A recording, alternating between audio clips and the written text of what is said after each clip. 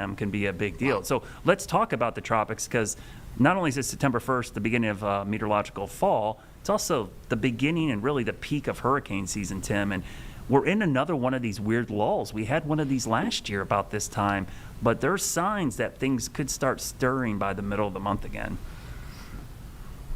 Yeah, it's been very quiet ever since Aaron, and I guess we had Fernand for a couple of days.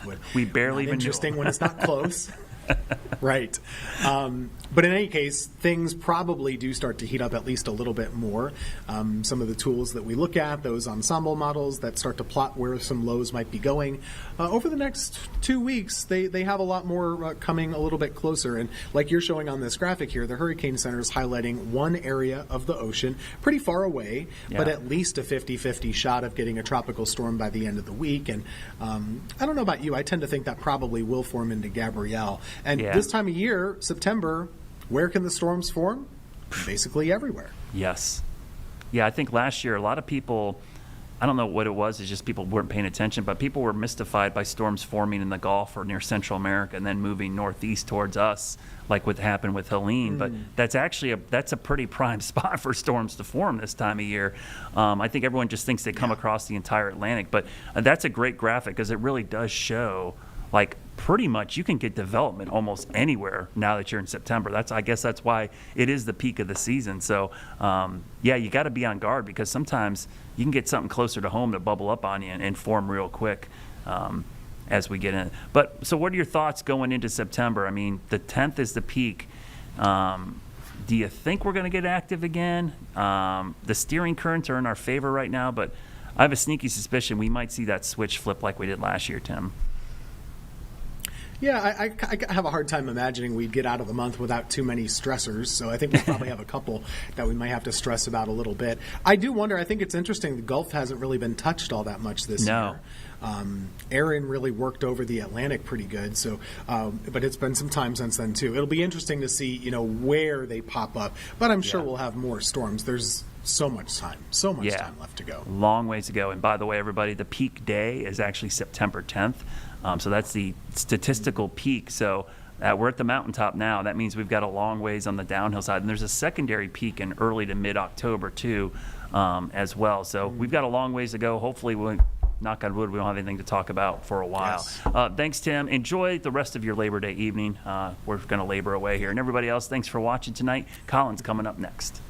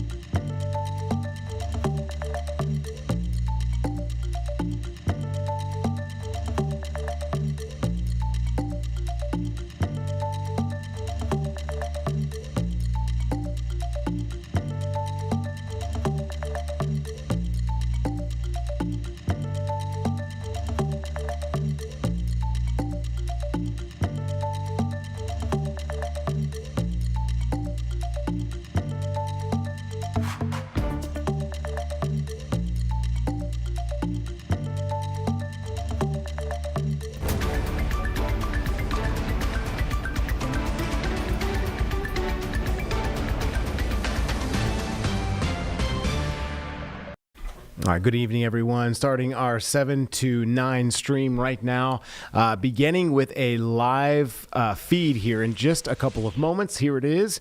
Senator Bernie Sanders on this Labor Day doing his Fight Oligarchy tour as he discusses what's happening here in the United States from his perspective and speaking to, as you can see, a crowd of Americans at this hour. Let's go to this, which is live right now. He says, I can't vote for this. It's a terrible piece. Hundreds of thousands of people in North Carolina going to lose their health care. Can't vote for it. Within hours, Trump was on social media ripping this guy apart. Billionaires were saying, we are going to primary you. You are finished. And a few hours later, the guy says, I'm out of here. Forget it. I'm not going to run. I can't win. Billionaires are against me. It's all over. Earlier, a few months before that, we had a major budget bill, which was not great, but would have been helpful to working class people. Elon Musk sends out a tweet. He says, anybody who votes for this legislation, I am going to spend unlimited amounts of money to defeat you. You know, in New England, we grow up with the belief that kind of democracy is one person, one vote, not billionaires controlling the political process.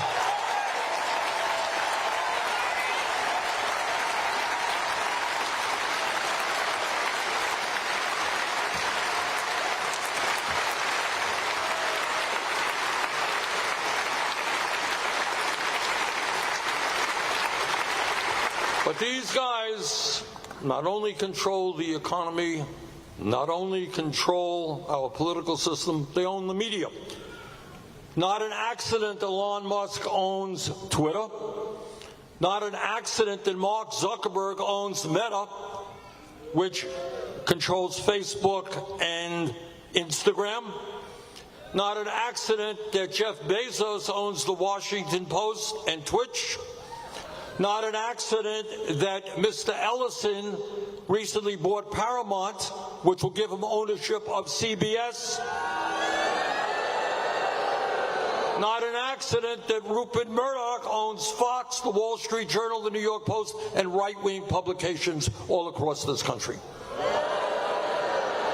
So what I am saying to you, brothers and sisters, we are living in a society where the people on top have unbelievable power over the economy, over the political system, over the media, and over us. And it is time that we say very loudly and clearly that millions of people fought and died to create a government that works for all, not just the 1%.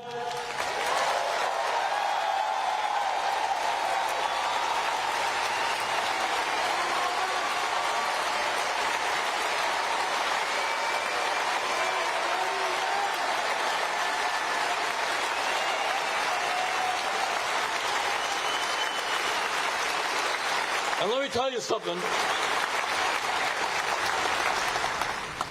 Tell you a story, if I might, which I think epitomizes kind of where we are. I'm on the Veterans Committee, and I take very seriously the need to make sure that our veterans get all of the health care and the other benefits that they are entitled to. And I go around Vermont. When I go around Vermont, I often meet veterans, and I say, you know, you're entitled to this program. A lot of good VA programs out there. And as often as not, and I'm sure it's the same in Maine, people will say to me, Bernie, I know that, you know, but you know what? There are other veterans that are worse off than I am. I'm okay. I don't need the program. Make sure other people get it. That human reaction is called empathy.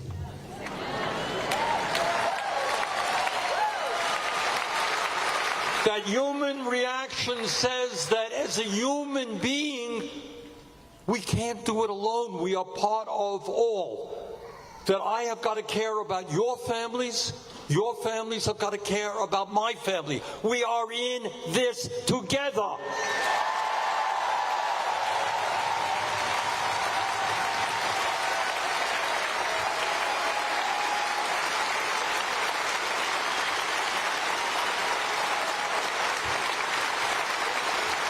But I will tell you, and I tell you with some knowledge because I deal with these guys every day. These oligarchs lack that sense of humanity, that sense of empathy. I don't mean to, I don't like to attack people in a personal way. But what I will tell you is their goal, these are very smart people, they work very hard, but they believe that they are entitled. And I say this sincerely. Way back when we studied history as kids, remember what the American Revolution was about? It was taking on the divine rights of kings. Throughout Europe, you had all these guys, God gave me all of this money and all of this power, it was God-given. These guys, trust me, believe that they have the right to rule, and democracy is an impediment to their success. They want it all. They want it all, and they don't care who they step on in order to get even more and more. You would think, look, everybody in this room, this arena, wants a good life. We all want money. We all want to live comfortably. That's kind of natural. But if you had $5 billion, you might think, hey, I did it. I got everything I'm ever going to need in my life. How many homes?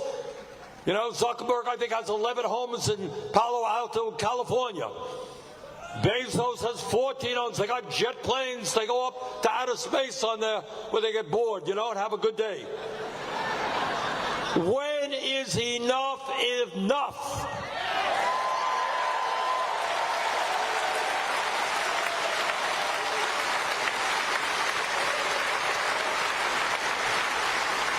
They are prepared to destroy Social Security, Medicare, Medicaid, the VA, in order to get more for themselves. And the reason is they are very religious people. But you know what their religion is? It's not the Sermon on the Mount. It's not do unto others as you would have them do unto you. Their religion is greed. And they worship on the altar of money. They want more and more and more, and they could care less about the implications of their greed. Love you too.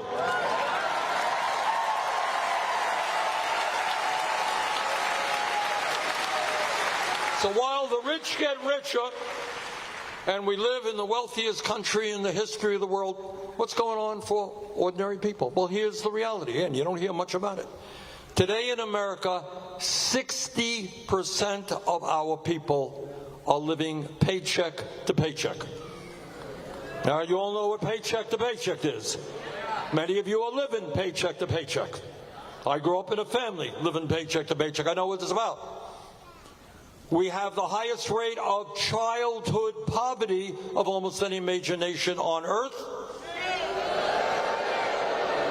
I always get a kick. And many of my colleagues in the Senate, they say, we love America, love America. Well, if you love America, you love the children of America and the future of America.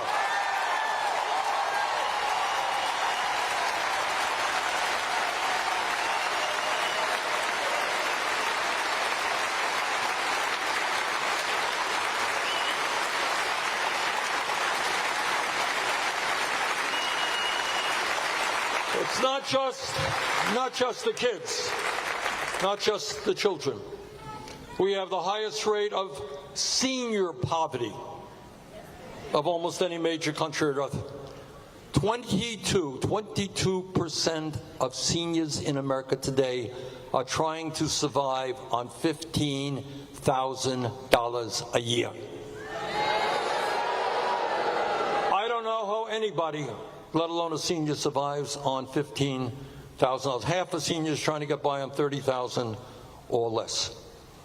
We have a system, an economic system, which for the working class of this country is broken. How many people here think that our healthcare system is working? Well, it ain't. It is a broken, cruel, and dysfunctional system.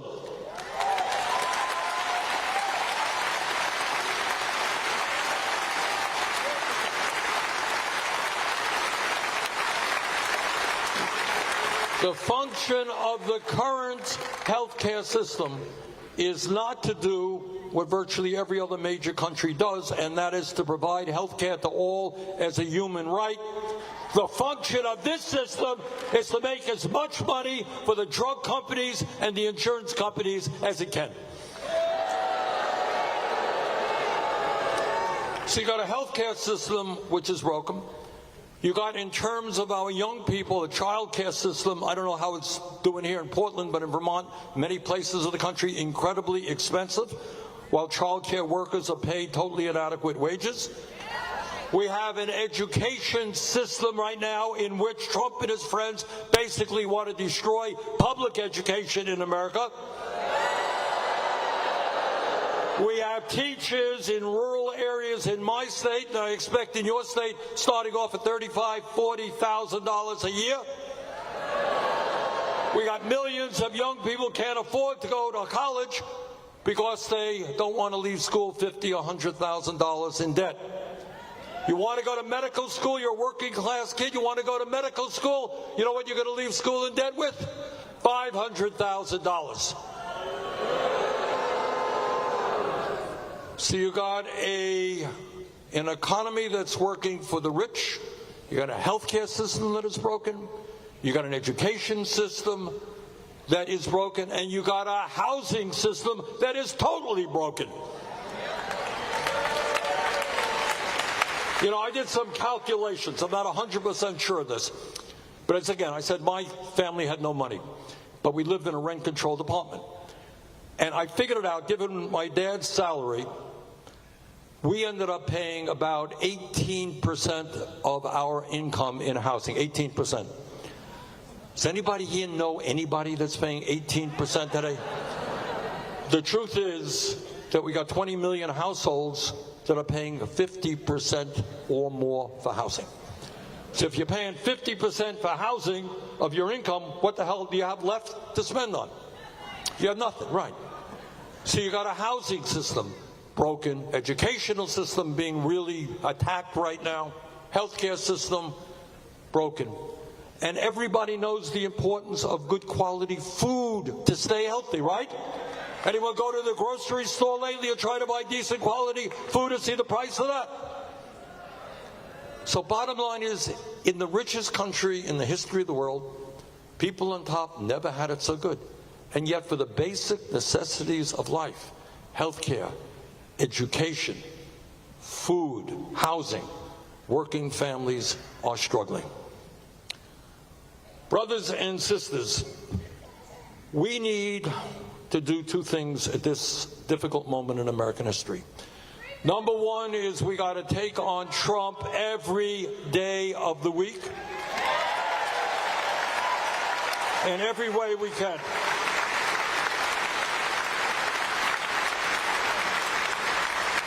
And it's not just taking them on economic issues. We got to end the absurd foreign policy that we have right now, which is spending billions of dollars to starve children in Gaza.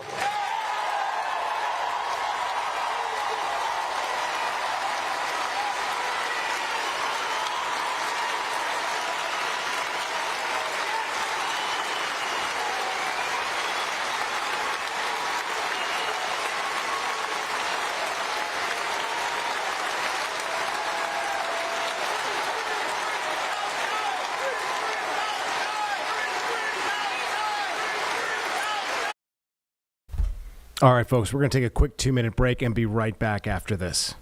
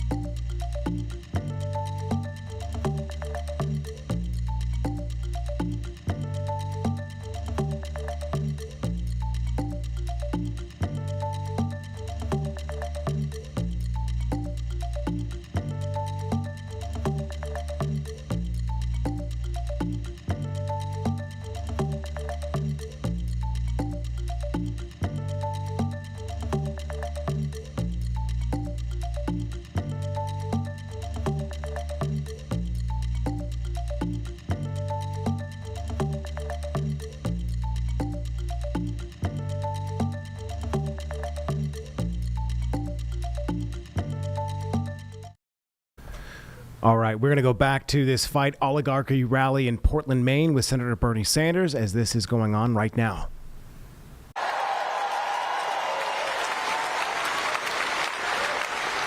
Health care is a human right. Every man, woman, and child. We need Medicare for all.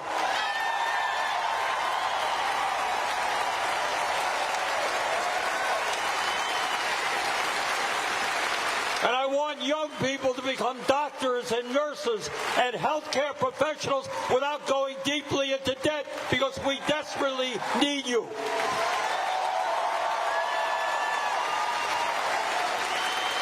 Now you tell me in this great and inventive country where we have so many brilliant minds, you tell me why we are not having the best educational system in the world. We used to be the best educated country on earth. That's no longer the case. I want every young person to know, from 3 years of age on, that he or she does their work well, they will be able to get all of the education they need, regardless of the income of their family. Education is a human right.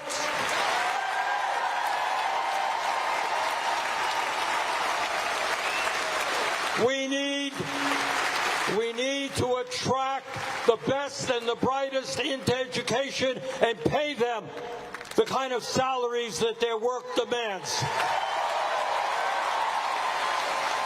Which is why I've introduced legislation that no teacher in America should make a starting salary of less than $60,000 a year.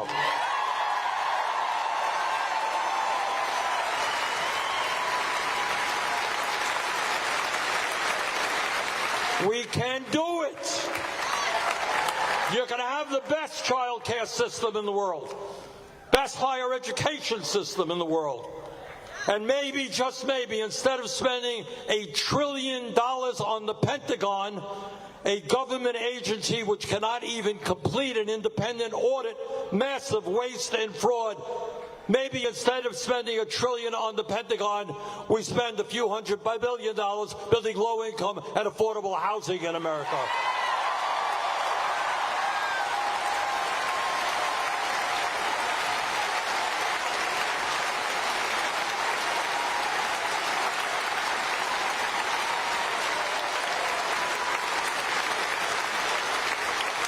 Maybe instead of giving tax breaks to the fossil fuel industry, we start investing in the cheapest form of new electricity, solar and wind, to create millions of jobs to save the planet.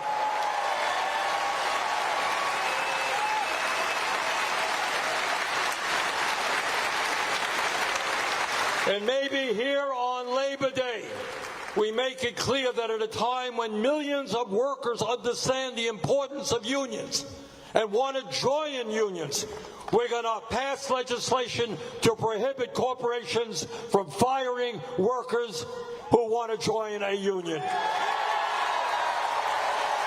We're going to pass the PRO Act. We're going to raise the minimum wage to a living wage, $17 an hour.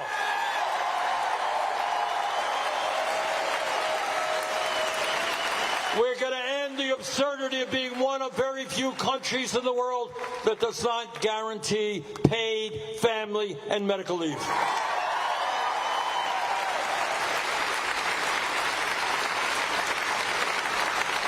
Now, at a time when so many seniors are struggling, when half of older workers have nothing in the bank as they face retirement, you got Republicans out there talking about their desire to cut Social Security. Well, we're not going to cut Social Security. We're going to expand Social Security benefits.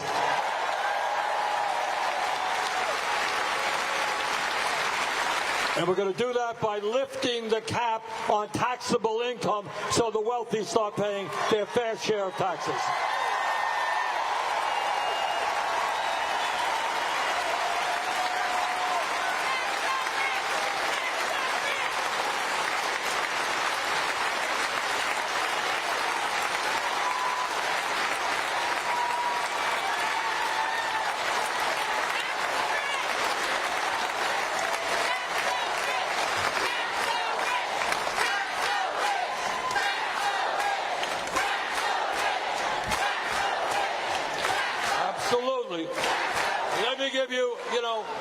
Very often I get criticized, like every day. And people say, oh, Bernie is a radical, he's out of the mainstream and all that stuff. I want you to understand, please understand that everything we are talking about are supported by a majority of the American people. These are not radical ideas.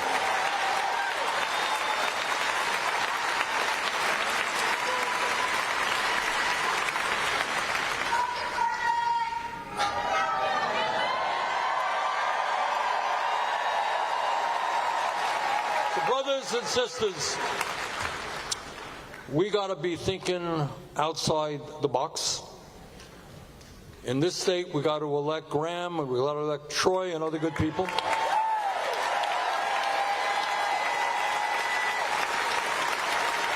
But they can't do it alone. They really can't. And we have got to, at this moment, not just for ourselves, but for our kids and future generations and the very well-being of the planet, we got to be thinking in new ways. And that means being involved in whatever way we are comfortable in being involved. I will tell you this, what the ruling class does through their media and their culture is they basically try to say that ordinary people are powerless. What they're saying is they have all the money, they have all of the power, you got nothing.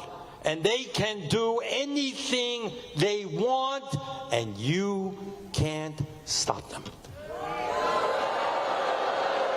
Well, I think we've got some news for them.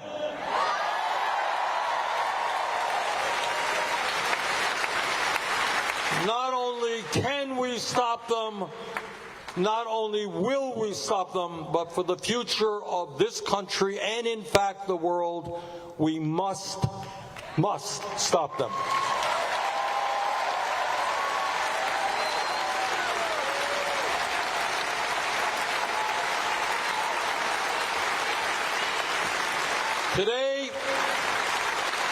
Today on Labor Day, when we thank the unions for all they have done for the working class of this country,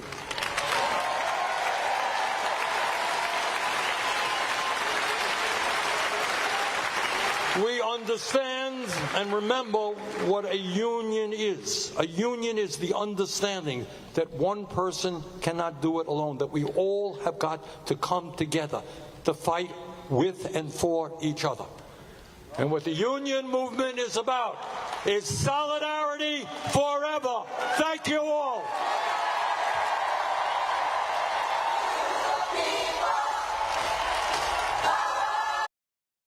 All right, folks, we're going to take a quick 2-minute break, and we're going to go back after this, potentially maybe this rally or to something else. We'll make sure to come back, though, in 2 minutes here on WCNC+. Stick with us.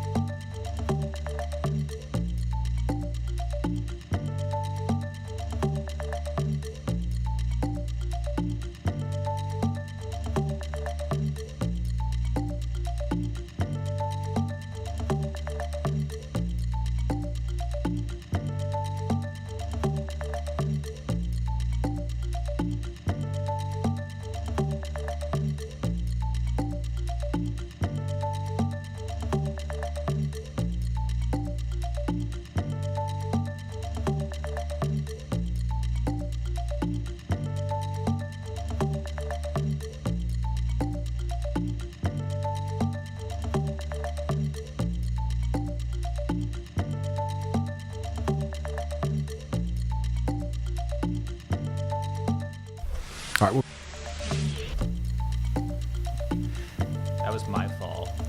I did that to you. Oh, it's all good. It's all good. We're happily punching buttons back here on this Labor Day. We do want to get to a couple of quick interviews. Earlier today, we had been going back and forth between a rally that we had seen in Minneapolis, Minnesota, for a number of young individuals who were speaking out about gun violence, obviously with the situation that happened at the Annunciation Catholic school just last week. A lot of that discussion was about what happened, what these young individuals wanted to see. So our news partners in Minneapolis getting these interviews from these students, and then after that, we'll go to the church itself, where the head pastor of the Catholic Church there spoke in a homily about the recent events and how that community is trying to come to terms with the tragic events. So we'll go to these interviews right now. And our lives do matter. So I called up a good friend of mine, that was Alia. She's here organizing with global teen activists, and we put it together. That's why I'm here. I'm here today because I was in class during the announcement that there was a shooting at a Catholic school during Mass. Not only did our class have a moment of silence, later on I found out that 2 kids, 10 and 8 years old, passed away because of a senseless act of violence. So immediately I started searching for opportunities to get my voice out there to kind of help people understand that this shouldn't be the norm. I'm here I want actual change. I want the lawmakers in the Capitol building right now to understand that we, as the students, demand change. What is it like growing up in a generation where this has become normal, as horrible as that is to say? Growing up, it's scary, man. I am in class, and when we get that lockdown thing, when it's not a drill, when we get the lockdown announcement, everyone's minds go to a school shooter. There should be no environment that we have to practice 5 to 10 times a year because there's a possibility that we're going to lose our lives because of a senseless act of violence. So growing up in a generation where this is normalized is actually very scary, and just hearing this on the news is one thing, but experiencing it in one of our communities is another. So it just creates a lot of fear.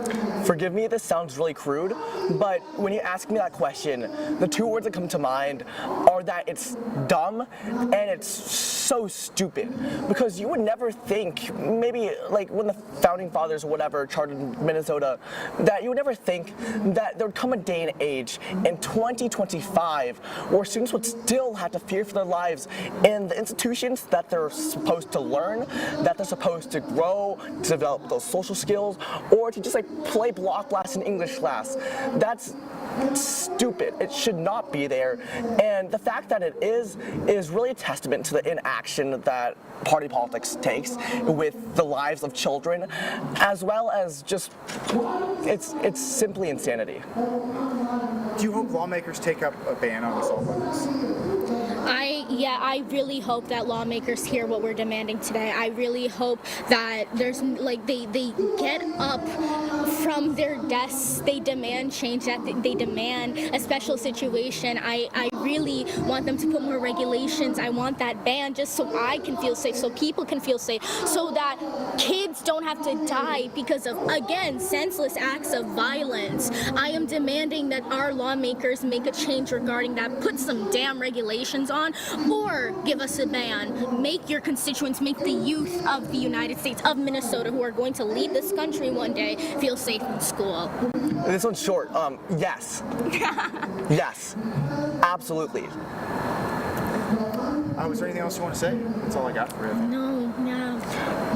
I want to say that I am me, and I'm sure every generation before us is absolutely tired of the voices of those people who can't vote, like me and her and these students, that our lives are treated like talking points, that our lives are treated like just voting blocks for ways to persuade parents to vote one way or another, or a way to, communicate better with a colleague. Because at the end of the day, politics is politics, but our lives are also our lives.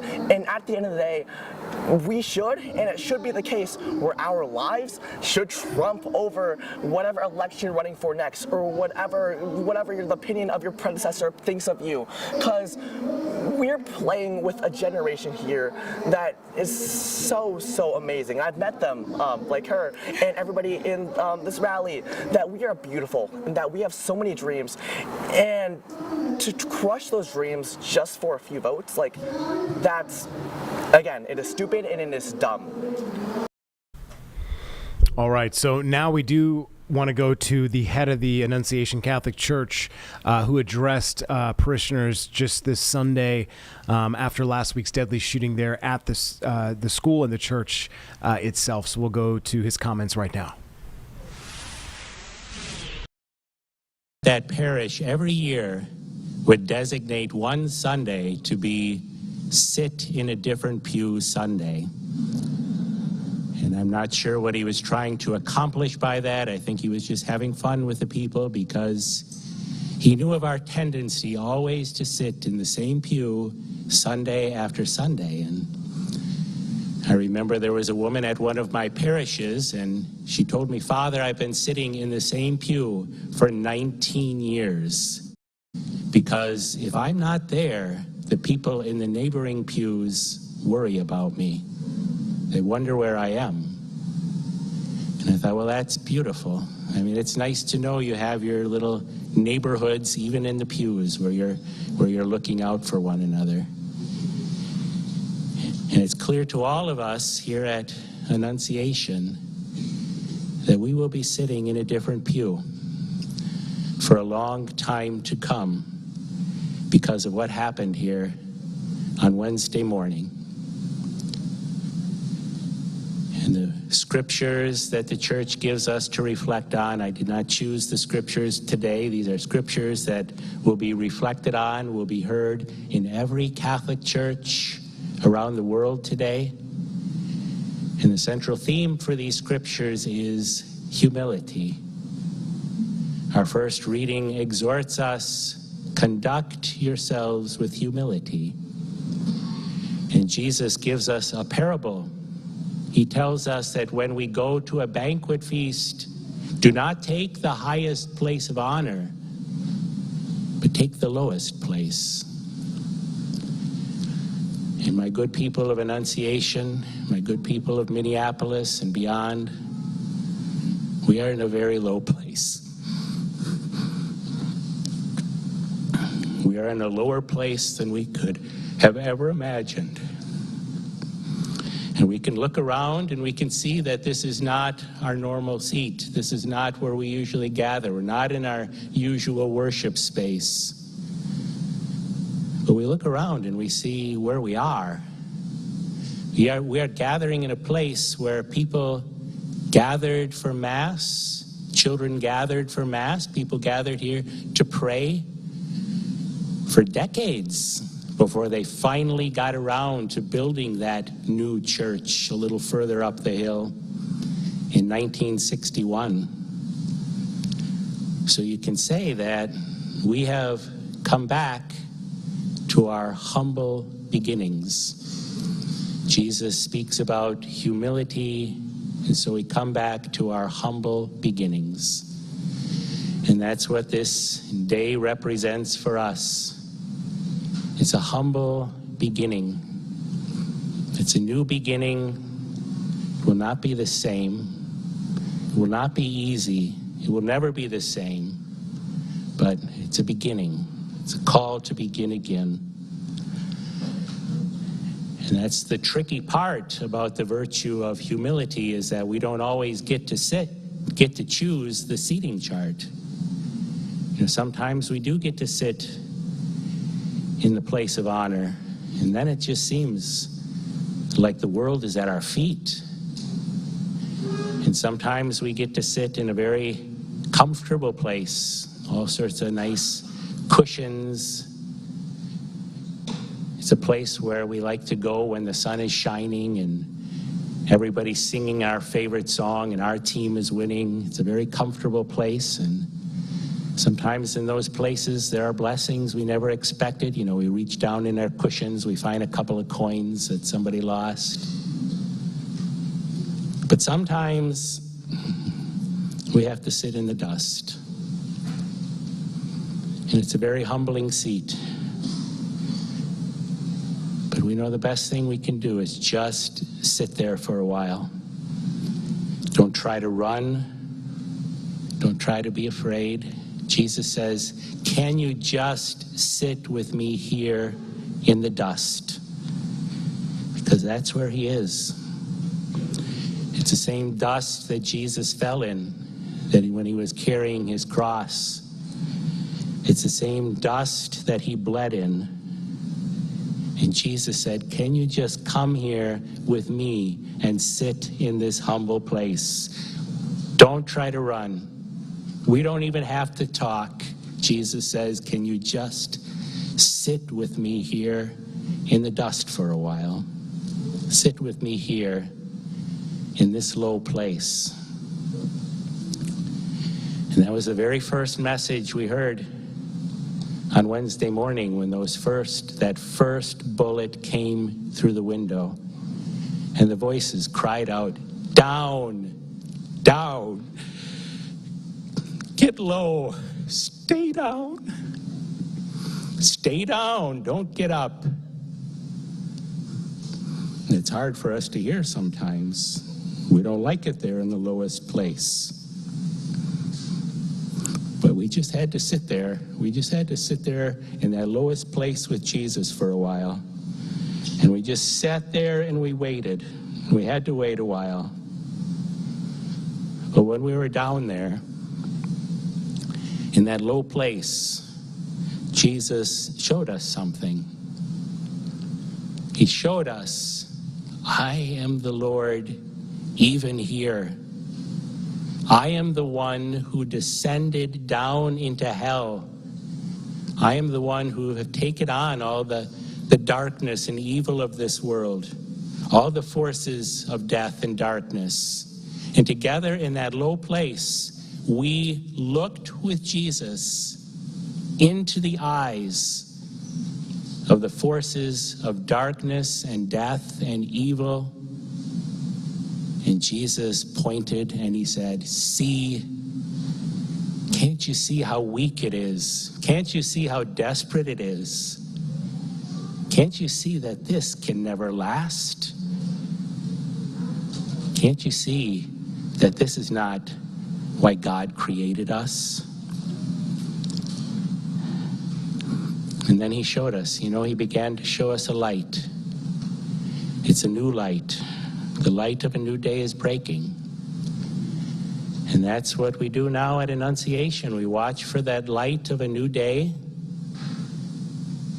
We watch for that light that will scatter every darkness. We watch for that light that will never fade, that will only grow stronger. We watch for that light of the world. That light of the world is Jesus Christ. So we welcome the light of a new day here at Annunciation. And it reminds us, when death and darkness has done its worst, that's when God says, now see what I will do. And that's kind of the strange mystery, that in the most intense darkness, the light somehow seems to shine even more brightly. I mean, we see that here. It's been shining from you. It's been shining from our neighbors. It's been shining from people around the world. One little moment of darkness has brought forth a light that is far beyond anything we've experienced before. I've never, in all my years, experienced such an outpouring of love and light and hope. So we remain with you, and I've been sharing an image from the Old Testament. There's a story in the Old Testament when the Israelites were in battle, and Moses lifted his hands to pray, And as long as Moses kept his hands lifted, the Israelites would prosper in battle. But when Moses got tired, when his arms started to droop, the Israelites would begin to fall back in battle. So what did the people do? They put rocks under Moses' arms to keep them lifted up in prayer. And so many people have been our rocks under our arms, keeping us lifted up in prayer, keeping our hands pointed towards God. So many people have been that rock for us. And Harper and Fletcher will continue to be that rock for us. The families here have been that rock for us. The children in our school will continue to be that rock for us. All of our neighbors who have been pouring out in love will be that rock for us to keep our hands lifted up in prayer. So if Jesus says, get down, take that lowest place, but he says, I'm here with you.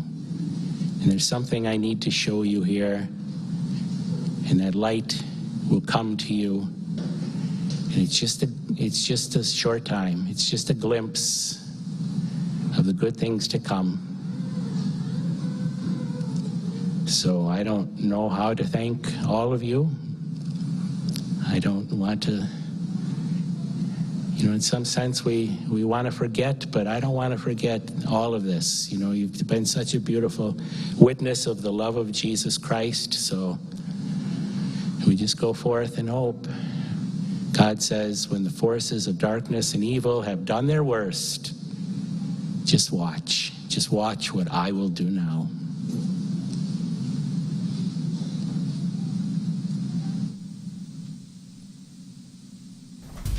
All right, guys, we got a breaking news situation happening in California right now, Fresno County, California, that is. We're getting, obviously, Cal Fire, an update from them. So we'll go to this live right now. The cause is under investigation. Our prevention officer are actually actively doing the investigation on this. The report just came in. It started off as a vegetation fire. I responded from Highway 50 and was able to see the column right away. And we ordered resources heavily for this incident right away. And also with having the air tankers out of McClellan, those big Type 1 tankers, the C-130s we have, it makes a really huge difference on the ability for us to actually get in here and fight these fires quickly. Yeah, and so tell us like what they do to kind of get this. I know it's not contained, but just to get it under control. Well, the C-130s are coming in, and you can look up there and kind of see the pink on the hillsides up there. They're dropping that retardant to slow down that fire spread, and that way the crews can get in there and actually get in there with the hose lines, with their boots on the ground, and actually put the fire out. And then, with the evacuations, I can see some homes on the hillside, and we got folks waiting at the roadblock. Yes, evacuations, we are lifting some of those evacuations here. We do have forward progress stopped right now. It is still only 5% contained because we still have threats. But yeah, we're working on that with those El Dorado County Sheriffs and CHP to getting those roadblocks open so we can get people back into their homes. But it was dicey for a while, right? It was, yes. It was, looking at the fire conditions and the spot fires, it was one of those situations where we decided to do evacuations early rather than have to wait and actually put people's lives in danger. Yeah, and so then I guess kind of just go over what you're doing now to, limit that threat, as you said. So what we're doing right now is we have our crews continuing out there, mopping up out there. So they have the fire ranges with the tanks on the water tenders, actually spraying water on those warm spots where the fire is still at, as well as having our hand crews out there with hand tools and breaking up those pieces of wood that are still smoldering and on fire. Okay. Still doing airdrops and retardant drops? It looks like those are done. Drops. We do have one helicopter in the air still, just because the amount of spot fires we had. We want to have that air asset up there just to quickly respond to anything if it does spot on us. Okay, but no wind today, so that's good. There is no wind. There was a little bit of wind when we first showed up, but it's pretty calm right now. That's a blessing. Yes. Yeah. Okay. Anything else you want to add? No. Okay. Thank you. You're welcome. Let's get you in the shade. Okay, great. Okay. All right, folks, obviously getting an update from fire officials there in Fresno County. We're going to take a quick 2-minute break, and we'll be back after this.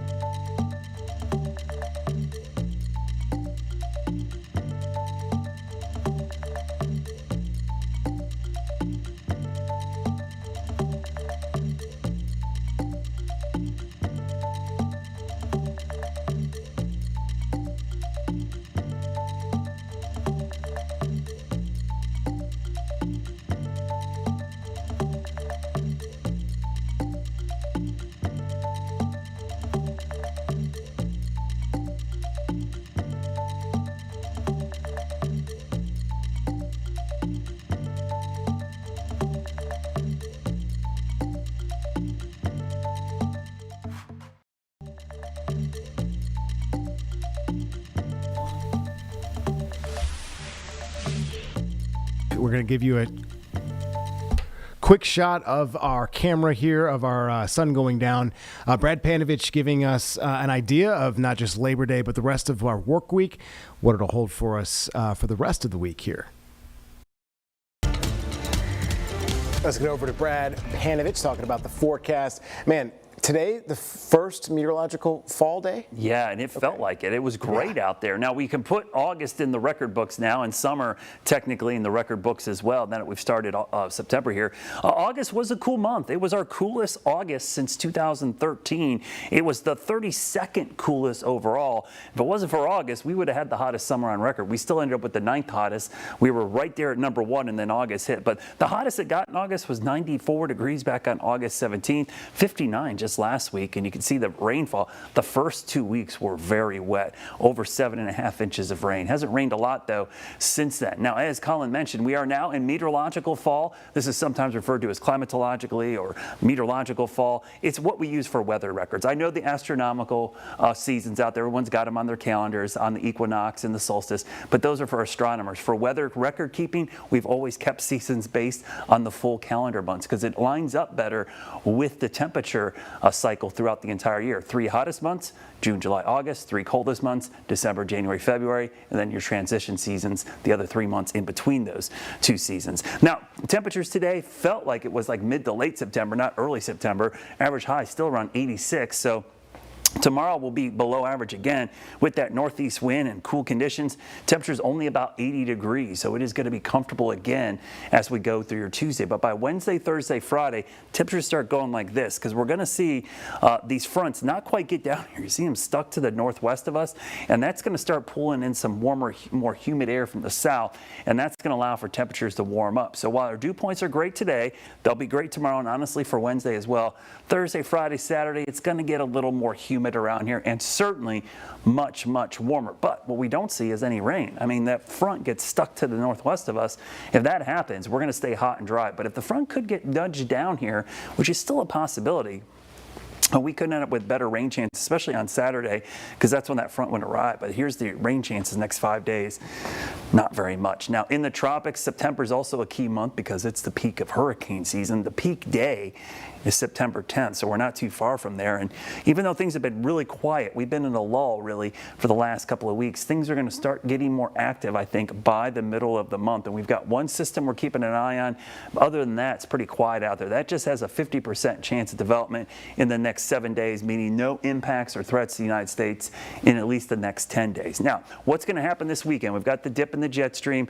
We've got that little upper low over parts of Canada. See the Bermuda high lurking off the coast. It's nosing back to the west, so hotter weather developing for the start of the weekend. So when we look at your 7-day forecast, yeah, it's great tomorrow and on Wednesday, but then the warmth starts to build Thursday, Friday, into Saturday. Let's go 10 days into the future, and you can see if we can get through that front on Saturday, temperatures will cool back down for most of next week. All right.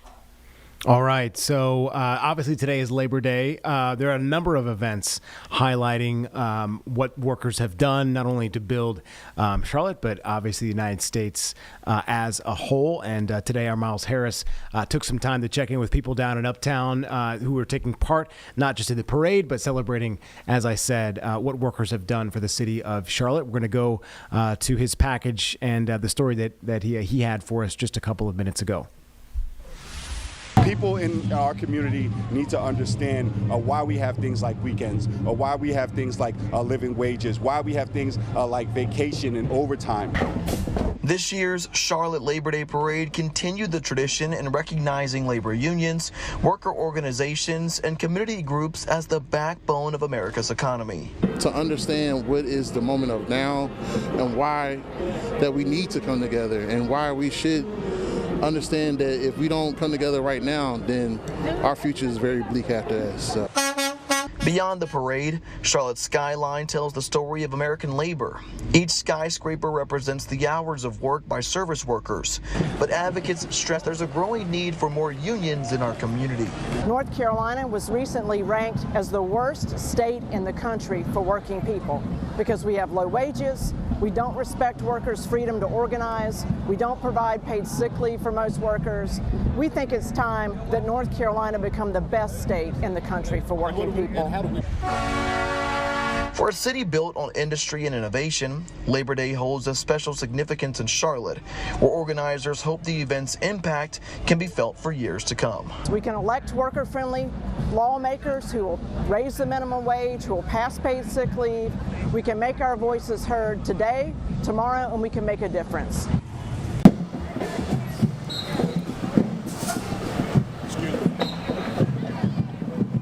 All right, so giving you some sights and sounds of today's Labor Day parade. Let's go to it and we can listen in.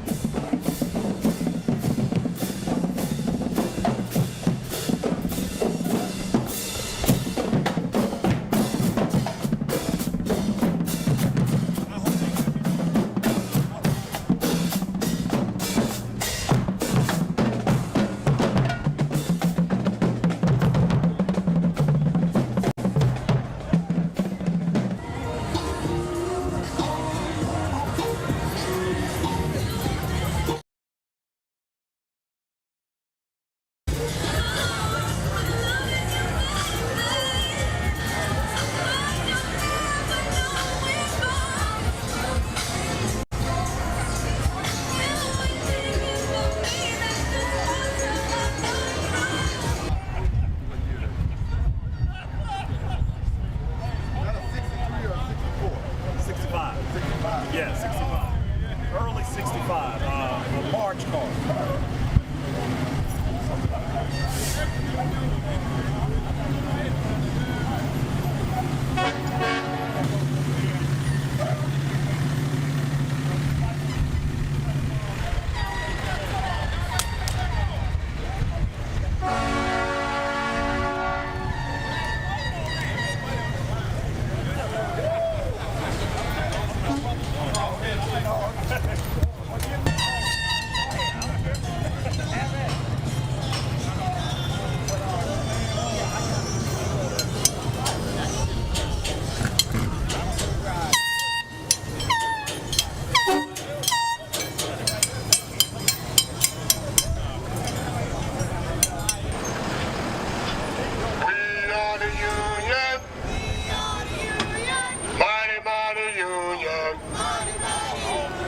Everywhere we go, people wanna know. People wanna know who we are. So we tell. We are the union. Mighty,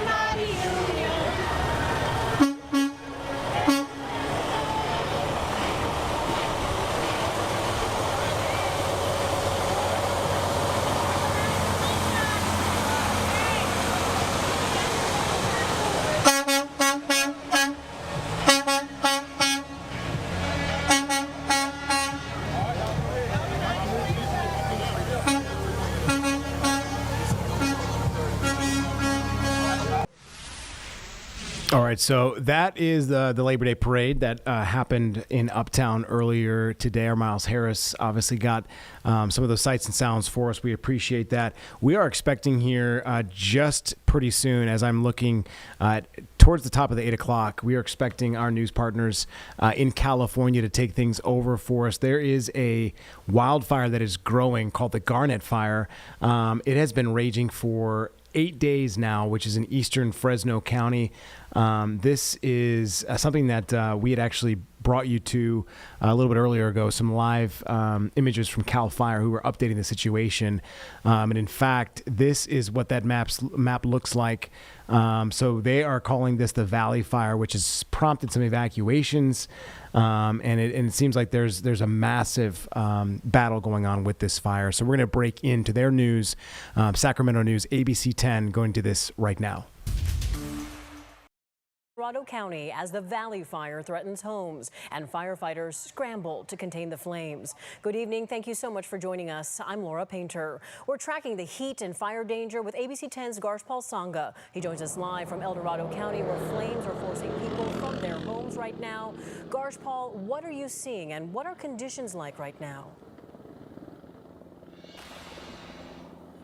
Yeah, Laura, it is hot right now. We're close to the triple digits, and at one point that fire behavior was very erratic, and that's why worried about fire crews, and they were worried about where this fire was going to go. But the good news is that fire has been laying down, and the reason for that is because of the aerial attack, the ground attack. We're just southwest of where this fire perimeter is. It may be difficult to see, but we do see a helicopter there in the sky, and it's been because of the aerial crews and also the ground crews, and that's the reason why they've been having to get this fire lay low. Not a lot of smoke has been put off, but the good news is that forward progress has been stopped. The fire is not advancing into new areas, but you can see by that video that we took just a few hours ago, the Valley Fire sparked just after 1:30 this afternoon near Sweet Valley Road in Rescue. And by 3:45, it had grown to 16 acres and just 5% contained. Crews tell us that is where things remain, but firefighters say it was moving uphill earlier with extreme fire behavior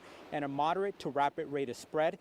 Air crews have been hitting it hard with multiple water and retardant drops, and crews on the ground are the ones who've had the tough job of putting this fire out. But back out here live, you see this is one of many aerial fleets that have been helping out. Things are looking much better than they did just a few hours ago. But even though that forward progress has been stopped, ground crews are going to be here on the ground, making sure all the hot spots have been put out. So people are breathing a sigh of relief. We're learning that some of the evacuation orders have been dropped just slightly, but crews are going to be here overnight, making sure every single hotspot that is out here is put out before they're able to leave the scene. But things are looking much better than just a few hours ago. Reporting live in El Dorado County, Garshpal Sangha, ABC 10.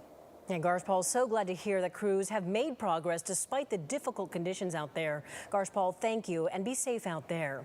And with all the dry fuel and extreme heat we're dealing with, Brendan, you're also tracking a weather impact alert for more fire danger. Yeah, that's right. And tomorrow and Wednesday, we're going to have the chance for some thunderstorms up in the high country. We'll talk more about that later in the show, but we'll talk about where we are right now and why that has led to some elevated fire danger. Of course, everything is very dry. It has been months since we've seen any sort of substantial rainfall in the valley and lower foothills. And of course, it's hot. 93 Placerville, but 101 in Roseville, basically triple digits across the valley. 101 right now in Sacramento, 102 in Stockton, and 100 in Modesto. In addition to the temperatures, it hasn't been real windy, and that certainly would have benefited firefighters up there on the Valley Fire. But there is a bit of a breeze, about 10 to almost 15 miles per hour across parts of the valley. And of course, like we talked about, it's not just dry for the plants and things that are growing, it's just dry in the air. Relative humidity anywhere from about 10 to 15%. That is it across Northern California at this hour.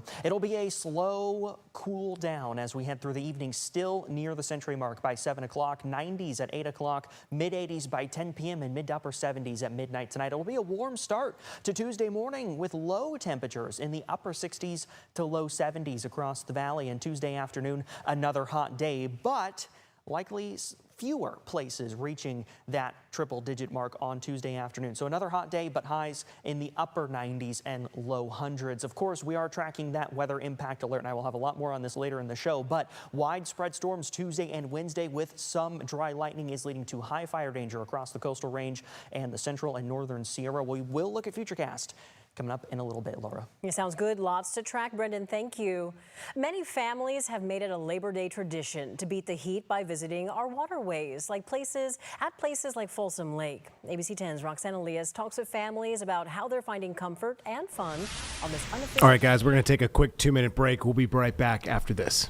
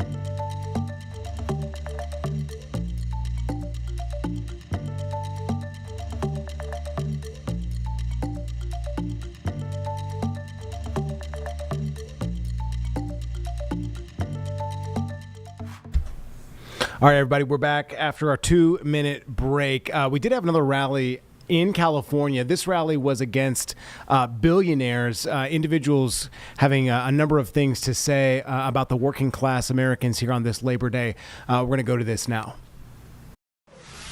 And protect one another. We are all working people. We are all equal. Billionaires suck and they will try to divide us. Thank you very much.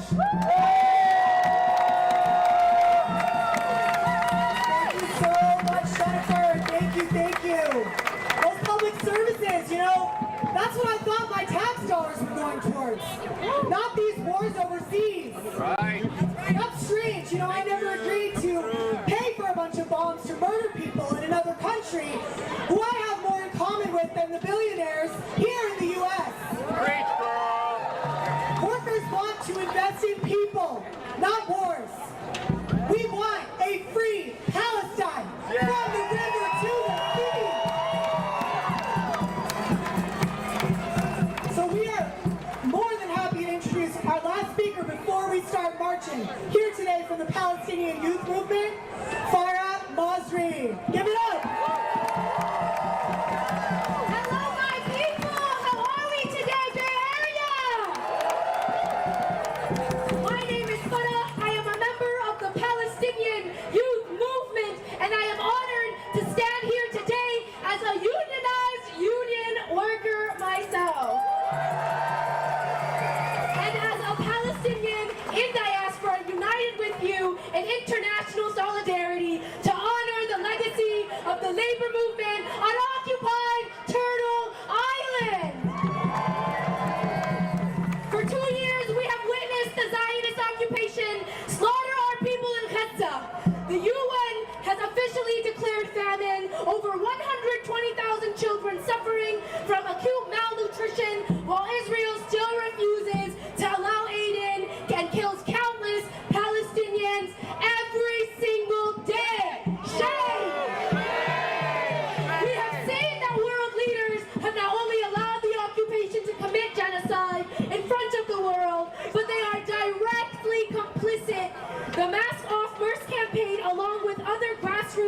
initiatives have exposed that governments and corporations around the world continue to sell and ship military cargo to the Israeli military, even as the Zionist entity spits in the face of international law, to lies to our faces and slaughters and starves civilians every day.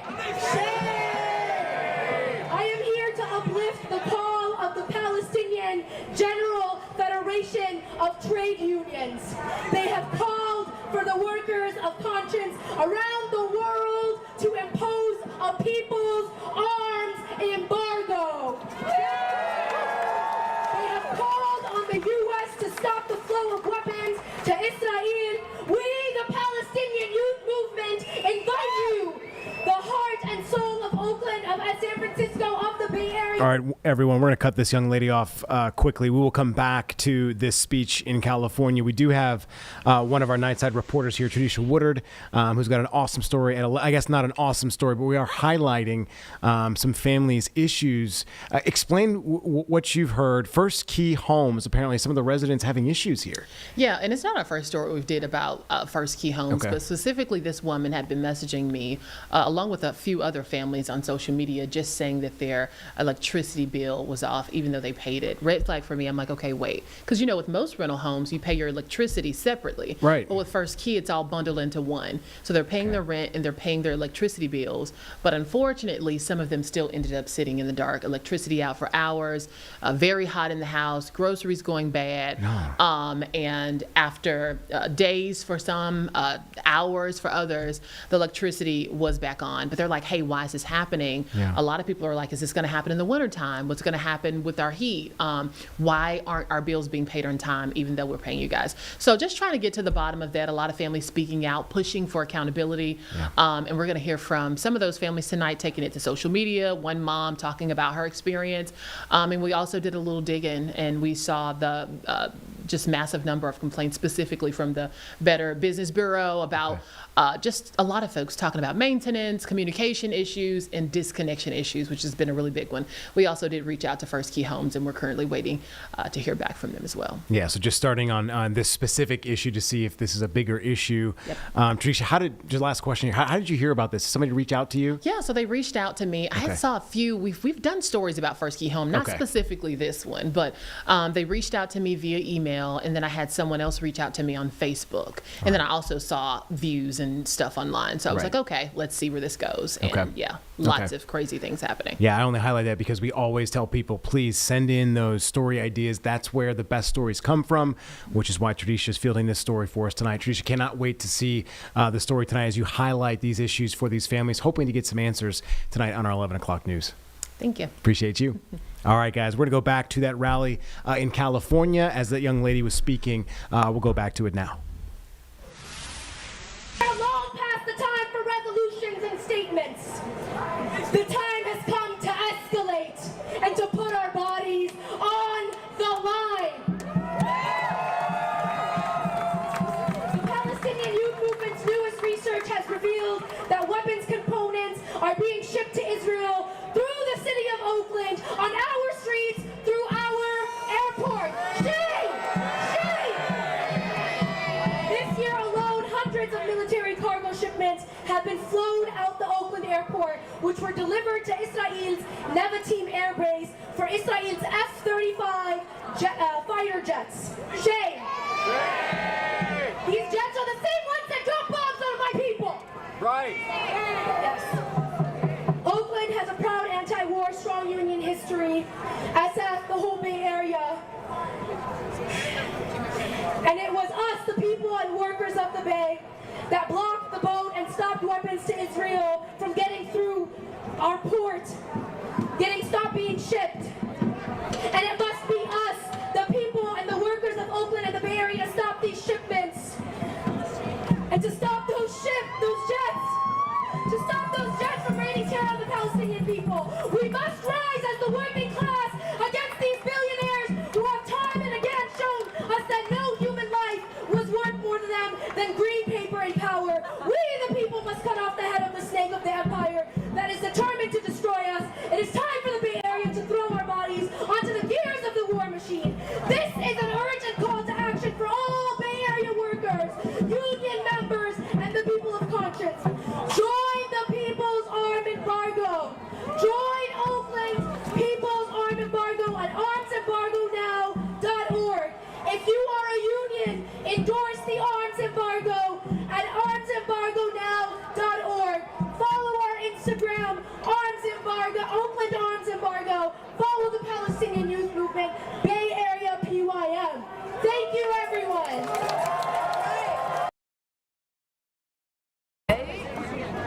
I'll go ahead and hold this. Don't worry about that. All right. I can hold it. No, don't worry. I got it. Thank you. Can you go ahead and have you say and spell your name for me? My name is Marvin Hendricks, MARVIN, I'm from San Mateo. I'm the executive board member of San Mateo County, and I represent Labor Day today, and I'm here to fight for the right thing that's right for our country. Okay, so let's go into that. Tell me what this event is today. This event is for people that's fighting for labor. We've been fighting for a long time and fighting for everything that's right for our union, for SEIU 2015 and our members. And we're going to keep fighting and pushing for the right things that we need to fight for. And why today? Because we need to support everyone. We're going through a lot in our country, and we got to stand up and do the right thing for our country. And you know, your union looks like it's giant. How big? How many people do you think are going to be here today? A lot of people. I can't give you a number, but it's going to be maybe thousands of people here today. And for people who are just walking across this, what message do you want to give to them? To keep hope alive and keep striving for the right things and keep pushing forward for all of our labor hard works that we give it for our SEIU 2015 members and everyone else. And we're striving for Medicare, Medicaid, and want to get that pushed through and get a lot of things passed through. And I think the final question to kind of sum up everything, what do you think the main message the speakers on this platform is going to say today? Well, I hope they give us a good positive feedback, a good positive message, and keep hope alive, and just keep pushing forward. And don't give us nothing negative. We got to keep pushing for the hard fight and keep going. Keep striving for everything we got to be doing for positive. All right, before I turn this off, anything else you want to add that you don't think I've asked that you think is relevant for today in this event? Well, I just think I like this event. I like the crowd of people that came out today, and I like our 2015 union members and executive board members and our organizers leading us in the right way and leading us in the right fight. All right, thank you so much. All right, 25th. All right, I got this. Don't worry. Yeah, that's how that works. Right, I understand. I know this. Okay, hold on, let me just get out a little bit. Okay, so then go ahead and have you say and spell your name for me. Sure, I'm Jody Sheffels. That's Jodie. Sheffels is Sheffels. Awesome. Thank you. So tell me, what is today's event? All right, so we are out here for Labor Day today because we know Labor Day is not just a holiday, and this year is not a year like any other. Workers are under attack. The labor movement is under attack. Our community out here, immigrants and working people are all under attack, and it is not okay for us to sit back and treat this like business as usual. You know, it's not business as usual when people are being snatched off the street by masked ICE agents. It's not business as usual when my students can't show up in their classroom and feel safe, when they don't know if their parents will be there when they get home. So as educators and as workers, we're out here today saying that this can no longer be the status quo and speaking up for our communities. And why Labor Day? Labor Day is, a day that for a long time has been treated as though it's, just for barbecues, for sitting back, kicking back, but actually Labor Day is a holiday to commemorate the working people and the struggle that we have always had to push for our rights, to push for fair wages, for dignified working conditions, and especially now to fight back against the agenda of Trump and the billionaires. And who started this? How did it come together? How many unions are here? Stuff like that. Yeah, so this is a coalition. This is run through the SF Labor Council. We have United Educators of San Francisco here today. We have SEIU 2015, SEIU 10-1. We have a ton of other community organizations also, Mission Action, all sorts of folks. So this is really a coalition effort because we understand that this fight is no longer just about a single sector of society. This is actually an attack on all of us, against immigrants, against our LGBTQ youth, against working people as a whole. And so we understand that we are stronger if we come together in a coalition space. And for people who are just stumbling across this, what do you want their message to take away from this today? We want people to feel empowered and understand that there is a fight back movement. If you turn on the news and you feel horrified and shocked by the apathy of our politicians and by people who continue to stuff their own pockets while working people, can't afford groceries, can't afford to live in this city, then you should want to be part of this movement. We are here because there is a future worth fighting for, and these are the people who are making this happen. And get involved. Come on out here. There's so many organizations. There's so many different ways that you can step in and check in, and that's what we want to see. Okay, wonderful. Anything else that you don't think I've asked that you want to add into this? That's great. Okay, wonderful. Thank you so much. Thank you. Can I go ahead and have you? Can I go ahead and have you say and spell your name for me? Jeff Freitas, Jeff Freitas. I had a teacher named Dr. Freitas. Okay, sorry. Besides the point. And what is your title? I'm the president of CFT, also the secretary treasurer of the California Labor Federation of Unions. And so tell me a little bit about why you're out here today. Well, we're out here because we're part of labor. We're part of a trade union, the California Federation of Teachers, part of AFT, the International, and we're fighting back against the authoritarian regime that is attacking our public education.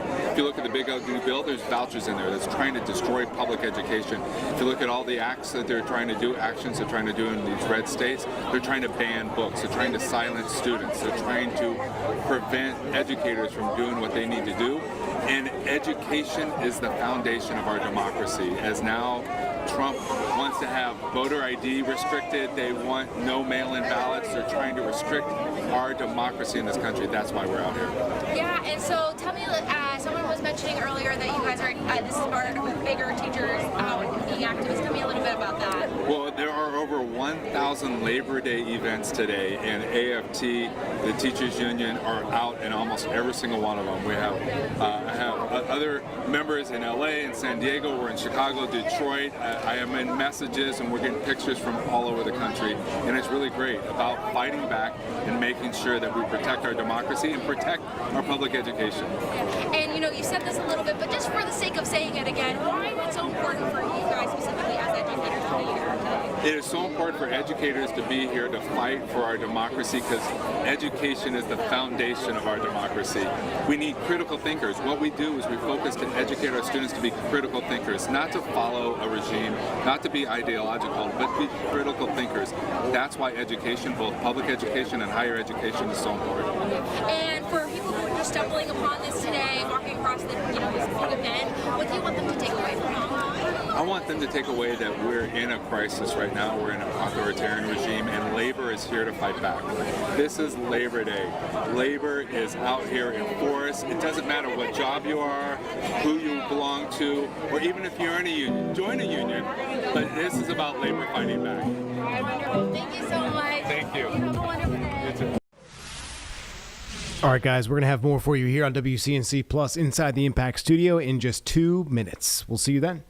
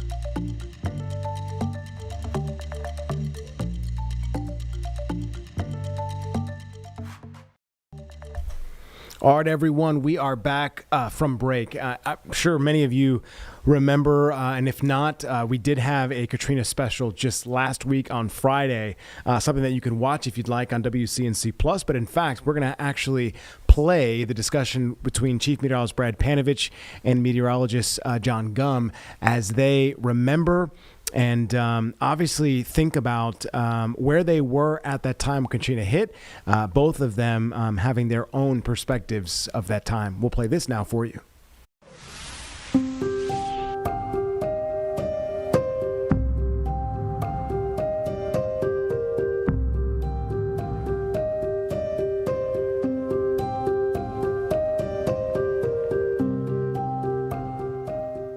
Welcome back. Let's look at some other pictures I have from some of the cleanup. With my time down in New Orleans, I actually had the chance to go to the north shore of Lake Pontchartrain, which wasn't flooded, but was heavily damaged by trees. So this is where John's house was over in Slidell. Many of these pictures were employees of WWL. I went over there to help them clear trees off their house, and also one of the biggest tasks after the fact was cleaning out refrigerators, and the smells, I can't even describe to you how horrible the smell of rotting food was. But these giant pine trees, which are all in South Louisiana and southern Mississippi, they were all just broken like matchsticks, and because they're so tall, these basically were slicing houses in half. So we went and helped remove trees from the roof of the house. We put some tarps up, did what repairs we could, and the biggest thing honestly was to get those refrigerators out of the house and out on the street so that that food didn't continue to rot, because after Katrina, kind of similar to what happened here with Helene, it didn't rain and it was a hot weather, and so everything was spoiling very quickly. Now, Hurricane Katrina 20 years later changed a lot of lives, including those who spend their living on the water. For William Tillman and his shrimp boat, the Lisa Marie, water is a way of life in Terrebonne Parish. Pretty much live on it for a few days at a time. As a fourth-generation fisherman who started his own boat at 14 years old, Tillman has lived on or near the water his entire life. As a generational fisherman, I love shrimping. I'm definitely better at crabbing, but I've always had a passion to shrimp. His passion is part of what makes Louisiana a seafood capital. After Alaska, we are by far the largest state leading domestic seafood catch across the United States. So once you take out Alaska, about a third of domestic seafood comes out of Louisiana. Executive Director of Louisiana Sea Grant, Julie Lively, says Louisiana's seafood industry may be in high demand, but there's still some concern because of what happened 20 years ago. We have not rebounded. So every storm, that has happened since Katrina comes back up. Hurricane Katrina destroyed infrastructure and marine habitats. According to a report to Congress in October of 2005, the Congressional Research Service reported initial losses to seafood production were estimated at $1.1 billion for Louisiana. Really, it's an impact to the economies, more so than an impact really to the actual animals. Those economic impacts cast long nets, but it's the ones on these local waterways, especially in Terrebonne and Lafourche parishes, that have left fishermen on the hook. A lot were able to recover, but we definitely saw an exit from the industry. You definitely see a huge drop in commercial fishermen the license sales starting right after. Lively, who is also a professor at the School of Natural Renewable Resources at LSU, says competition from imported seafood was already putting pressure on the domestic industry. She says Katrina tipped the scales. It's definitely a downhill trend as far as fishing goes. We're either aging out or just nobody new is getting in it. It's not a desire to be a fisherman anymore. For Tillman, he says it simply comes down to expense. This boat takes about price of fuel, price of ice and whatnot right now, probably about $400 a night to operate. In the storms since Katrina and the BP oil spill, disasters have become too common and too much. Lively says a lot of fishermen took out small business loans to get back on the water, but sank. People just couldn't recover. They couldn't make those loan payments. They couldn't pay for the boats and the things they had bought. And so they just ended up leaving the industry. For fishermen still above water and the companies that rely on their catch, Katrina brought about some change. Hurricanes hurricanes in general are a huge impact. The fishermen have to work extra hard to get their equipment. Lisa Tillman, William Tillman's wife, runs Tillman Seafood in Chauvin. She says Katrina was a lesson on preparation. Our lessons from Katrina would be to get equipment in and vessels in a lot sooner, a lot faster to make sure that we are prepared. Tillman sees firsthand how storms claw their way into every part of the industry. When storms happen, of course, we are out of work. Everyone's coming in, picking up. No one's fishing. Everyone's on lockdown. Even with the challenges, the Tillmans say the industry is worth fighting for. With this industry, if you've got a drive, there's a thriving industry. You just got to have a drive to want to do it. And for his wife, it's about more than business. I look at every fisherman and I think about their families and what they're trying to do and provide. A reminder that here in Louisiana, seafood isn't just a product, and fishing isn't just a hobby. Our child would be 5th generation and wants to get in it. They're a lifeline. Mike McDaniel, WWL, Louisiana. Coming up after the break.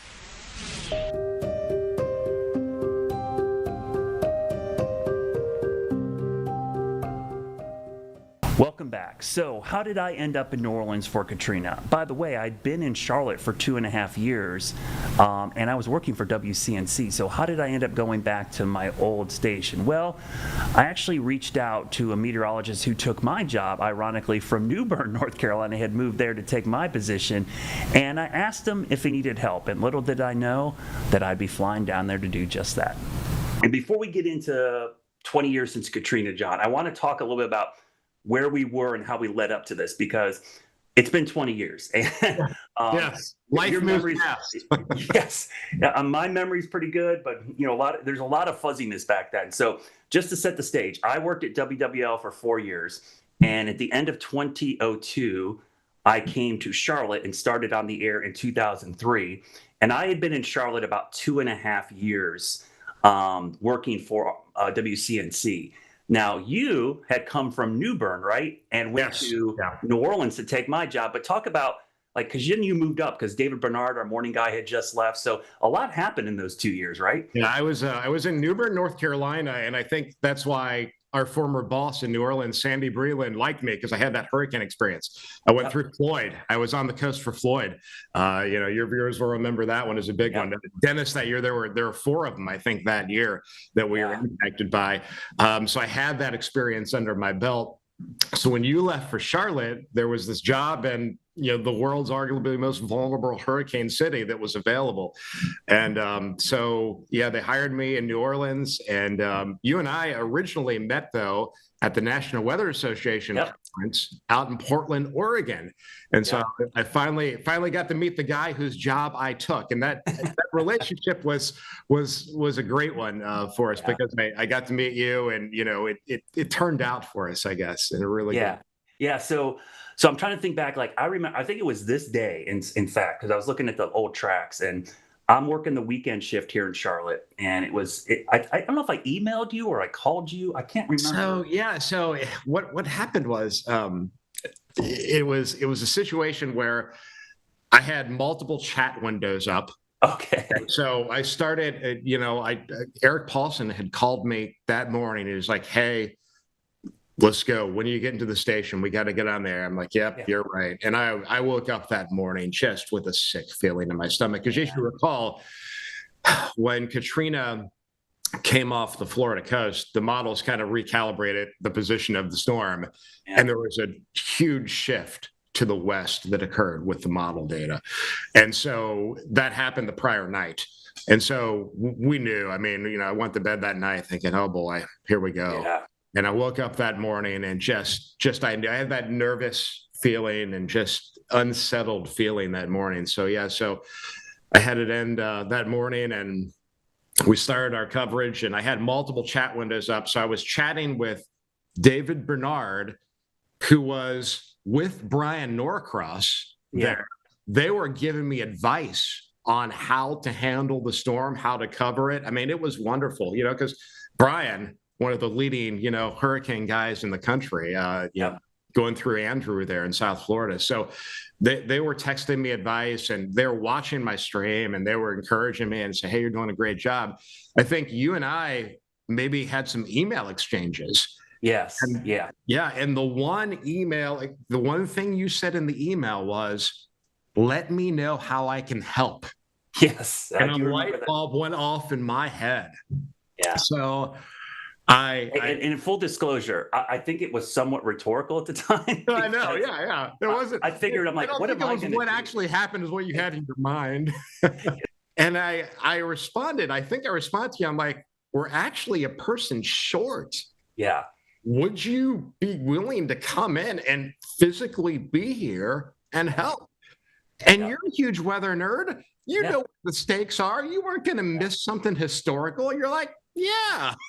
Yeah, I was like you. I felt the same way that morning. And it's because like you, once you work in New Orleans, you kind of know the vulnerabilities. Yeah. And when I saw that track shift the night before, I was like you. I was like, uh-oh, this is like, for people in New Orleans, that's the worst case track scenario, right? Coming up the mouth of the river, major storm.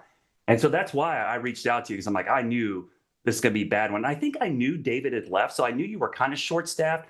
But that led to the other part of the story, John, where not only were you short-staffed, but you had a huge family event that was about to happen. Yeah.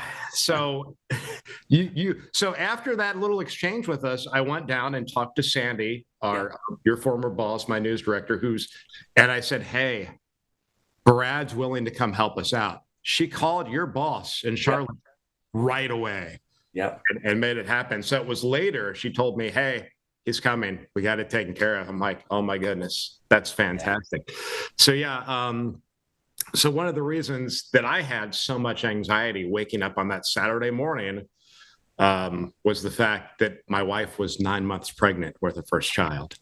Yeah. And so again, one of these things, you probably had no idea what you were coming into here with this whole thing. No, I mean, that's where like it all started making sense to me. I'm like, wow, this really was like meant to be almost. Like I had to go there, She had her baby shower that day. Oh, wow. So she was, with some ladies doing her baby shower while I was at work, doing what I did. So it was some pretty high stakes stuff going on right there.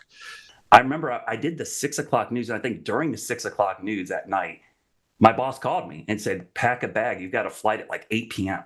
All right. Yeah. So, it's like 6 o'clock, and the flight was like at 8:20 or something. Now, thankfully, I'm close to the airport, but I had no luggage. So I'm calling my future wife, who was my girlfriend at the time. Yeah. Well, she was a rock star in this whole thing, too. Yeah. She was amazing. I'm like, hey, start packing me a bag, because I'm going to New Orleans. And she's like, what do I pack? And I'm, and here I'm thinking like, just throw me a couple days worth of stuff. And 2 suits, because I'll probably be on TV.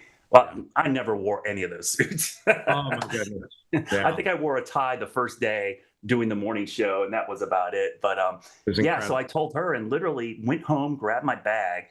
And thankfully I grabbed my PowerShot Canon camera. It was the only thing I could document. Oh yeah, I had one of those back in the day. Yeah, and I grabbed it and I jumped on a plane and flew to New Orleans and had no idea what I was getting into at the time. Yeah. Well, I was on the air about 12 hours straight that night. And I received a call. And you remember the little office phones that were in there? I think mine was sitting on the fridge in the back of the weather office. And it was Jen. And it was between 9 and 10 o'clock at night. She said, hey, I think I'm in labor. My friend Karen's taking me to the hospital. And it was like, whoa, okay. And so part of me was relieved, because her going into labor then was better than during the storm. For sure. It happened to a lot of women, and that was not a good situation. The timing, you might think the timing was bad, but that actually wasn't horrible timing. And I was somewhat relieved that it was now and not during the storm, because that was probably my greatest fear, that what happened in the middle of the storm. But after that phone call, I went back down to Sandy, told her what was going on, and Sandy's like, you've got to go. You've got to go up there. She was a mom. She knew the drill, and she knew we didn't have any family in town. We'll have more of my interview with John coming up after this break. And now more of my conversation with John. going back on air, doing my thing again. And I remember I had to give the new Hurricane Center update at 10 o'clock. Yeah. And as I went on, it was Dennis Woltering and Karen Swenson that were anchoring that night. As they were tossing to me for the latest hurricane track from the Hurricane Center, they made a crosstalk reference to the fact that Jennifer was in labor. And they're like, this is crazy. We hear that your wife is in labor too. Yeah. My in-laws had no idea, but they were watching in the early days of internet streaming, the internet stream from Bloomington, Indiana. And that's how they found out their grandchild was on the way. Can you imagine? Wow. That's crazy. So after that whole exchange, I did what I had to do. And I was getting ready to leave. And that's when you contacted me and said, hey, I just landed at the airport. Yeah. So I felt like, okay, they've got someone here that's going to help. And so I can go do what I need to do. And so it was such a great relief for me that you would come in, that you would land it. And that was kind of like a sign to me that, okay, get your family stuff. This is going to be okay. You know, which is crazy because we never saw each other the whole time. Yeah, no, we didn't. You took off. I think I took a cab directly to the station because I saw Carl, and I stayed there for a little bit. And they put me up at the Hyatt Regency Superdome, and so they're like, "Go get some sleep because you're doing the morning show tomorrow, starting with the 12 hours on, 12 hours off." And I remember going to the Superdome, Hyatt Regency, 17th floor. I think I was way up there. I had a backpack, so I took that with me with all the stuff I needed for the day. But I took my suitcase and I put it in the bathroom and I shut the door of the bath because I figured maybe the windows would break. And it was the smartest thing I ever did this whole thing because sure enough, that saved all my stuff because I never went back to that room until after the storm because I worked 12-hour shift and then we got evacuated back to the Hyatt Regency. And the hotel staff and New Orleans Police Department, they would not let us go back up to our rooms. They made us all go to that third floor ballroom where pretty much the entire station, all the people that stayed at WWL, half the staff was up in Baton Rouge already. That's where we went. And so I didn't get to my stuff until after the storm. And once I did get back to my room, I had to hike up 17 flights of stairs with a firefighter and open the door. Windows are broken. I could see the Superdome roof completely gone. And luckily, all my stuff was in the bathroom with the door shut and was safe. So it was wild. That was just a crazy 24 hours. The little decisions, that you make along the way. So talk about like what happened, how you guys then had to evacuate for the storm, right? Because now part of that whole decision was conversations with you. And so we were at North Shore Hospital there in Slidell at the time. And speaking with you at that point, there was still a possibility that we were going to end up, right there in the eye wall, in the high surgery. It was so close on how this thing was coming in. And so the hospital was not going to be a safe place to be. I remember like you were actually in a worse spot than I thought New Orleans was at the time because it was shifting a little east. And we were like, holy cow, John, you're like right in the path. And so the conversation with you was again, key on the decisions that we made at that time, because we weren't sure if we're going to write it out or how it was going to go down. And so that conversation with you convinced me, because I unlike today, I didn't have access to tons of data. It wasn't like I can go to an app or do anything 20 years ago. Your mind's in a completely different spot. Too. Mine's in a different spot. I'm seeing what I'm seeing on TV, and that's about all I have to go on. So I need some more information. But what you said convinced me that, okay, I need to get them the heck out of here. There's no ifs, ands, or buts about that. When that decision was made, Sandy again offered to get WFAA's chopper that was there from Dallas to evac us out from the hospital roof. There was a helicopter landing pad, a heliport on top of the roof there. So that would have been a possibility. My wife said, nope, not taking that ride. I'm not doing that. Not doing that at all. Don't blame her. She turned that down. So there were some complications with Connor's birth. Everything had to happen so quick Yeah. that there was a possibility that he had Group B strep. Jen had tested positive for that. So that can be fatal to a newborn if it's not done properly. So that delayed us leaving the hospital. They had to give him some antibiotics and such in order to make sure he was going to be okay. So it wasn't until after 7 o'clock that we were finally able to leave. Now, prior to that, I had gone home.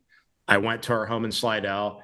I was on the phone with my mother-in-law. What do I need? Tell me what I need for the baby. What should I take? So I took just whatever I could. I mean, we had the nursery set up. We had everything ready like most parents do. And he never, ever went to that nursery. He was never there at that house, which is crazy. But yeah, we didn't leave until after 7 at night. And by that time, outer bands were already coming in. Yeah. So we're heading north out of there. And, thankfully, my sister-in-law and her husband and their 3-month-old baby decided to come down from Nashville and go as far south as they could to meet us. And so I think it was Laurel, Mississippi was the farthest point south they were able to go. So by the time we got there, I mean, a trip that shouldn't have taken long at all took us a few hours to get up to Laurel because it was gridlock. And there were times in my mind that I'm sitting in the car, I'm sitting there, and Jen is in the back with Connor, and me and the dog are up front, and I'm thinking, did I do the right thing here? Are we going to get stuck out here? Are we not going to be able to make it out of here? What's going to happen? We didn't have Google Maps back then. We didn't have Waze. We couldn't see how long it was really going to take. We just knew that we weren't moving, and we were just sitting there. Coming up after the break, John's going to talk about what him and his family decided to do after the storm and why he never returned. I continue my interview with John Gum. So talk a lot about that, because I think people forget this was such a mass evacuation, especially that Saturday, because I remember when I got there was this whole wave of people, the normal people who leave no matter what. When people saw that satellite image on Saturday of this Cat 5, it was like the wake-up call where all of a sudden a bunch of people, into Sunday morning, I should say, there was like a secondary evacuation. All of a sudden people are like, oh crap, let's leave. And it was mass chaos getting out of Southeast Louisiana. I mean, were the stores open on the way? How was gas? What was that trip like? What I remember specifically was before we even evacuated, like I said, I had to go back to my house. I had to pick up our dog. And that process, because of the chaos in Slidell at that point and all the gridlock, that took me hours to complete. Something that should have been 30 minutes, quick back and forth, around town, took forever. So the gridlock was starting right then and there. And it was the hugest evacuation I've ever seen, as far as all the people trying to get out of there at the same time. And so I had a full tank of gas already, because I had gotten gas at some point. I thought about that. I'm like, okay, I need to have gas. I need to be ready for this. So I did. I wasn't concerned about that. But yeah, the gas stations were running out of gas already at this point. Because when there's such a massive evacuation like this, all the gas stations don't have enough fuel to fuel all these cars at once who are going to need it. So that becomes a major issue. It was so one of those things that just gave you so much anxiety because of the unknowns. Like, how are we going to get out of here? How long is this going to take? Is this line of cars that hasn't moved in 45 minutes actually going to move eventually?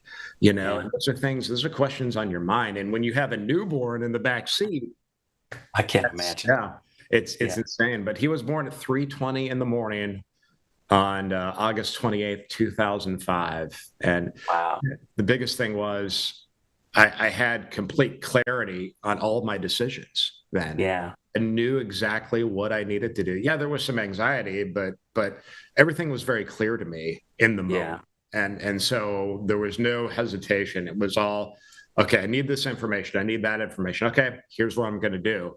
And so I'm not sure that today I would be as calm and clear as the 30-something-year-old me was back. But it was a crazy time just getting out of there. And so we finally made it to Laurel, Mississippi. And I changed my first diaper in the back of an SUV at a BP station in Laurel, Mississippi. A place that will always be special to me. Wow. That's, what a wild trip. So you never came back, basically, right? No. And so that's the thing. Like what happened after that, that you did you guys ever come back to the house? Like, I mean, you kind of made a conscious decision, right? That I'm probably not going to come back. And that's the thing. So, after we made it to Nashville, we're sitting there watching the news coverage, and when the flood walls broke, I mean, it didn't shock me, knowing how much water that thing was pushing, and in my coverage leading up to that, on that Saturday, we talked about that possibility that, hey, this thing's going to be pushing a lot of water, and we don't know if the levee systems are really going to be able to handle this. And that was no secret. I mean, we knew that. I'd done many stories with the Corps of Engineers, and they knew there were weaknesses and vulnerabilities in that system, and they were worried about it, quite frankly. And so, but when it happened, and you see the pictures, you see the grocery store that you drive by every day on your way to WWL under 15 feet of water, and it hits you. It's like, oh my goodness, this is incredible. And so after we were in Nashville for a couple of weeks, I found out our house had 2 large pine trees that had gone through it. Rainwater had poured in. The storm surge had stopped shy of our house. We were off Thompson Road there in Slidell, pretty close to the wall, south of the Weather Service. And I lived in an apartment not too far from here.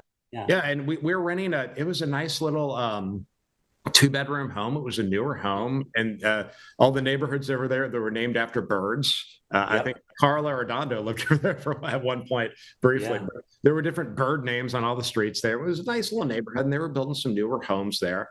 And so that there wasn't a storm surge that made it there. From Bayou Liberty would have been the closest waterway south of there, but we had pine trees that went through the roof of the house. So rain had poured in from the hurricane, because it was surrounded by 100-foot pines, and huge vulnerability. I remember the North Shore. That's what you saw, was all those pine trees just all over the place, slicing houses in half. It was crazy. And that was my greatest fear when we had a shed in the back. I had tied it down, ahead of time. And it was one of these things where you're looking around at that backyard and you're thinking, this isn't good, because these trees can come down. They're going to do a lot of damage. So that's essentially what happened. So I had a friend who drove by the house and said, yeah, you got pines through, the roof is gone. It's, not good. Now, we were only renting the house, so we weren't owning it. So we had gone back to Nashville, and we were there a couple of weeks, and finally I'm like, all right, we got to go down there and get our stuff out. So my brother-in-law and I rented a U-Haul trailer. We knew that we were going to have to pack our own gas because there was no gas available. So I went to Walmart and bought 15 big plastic gas cans, and we filled it up.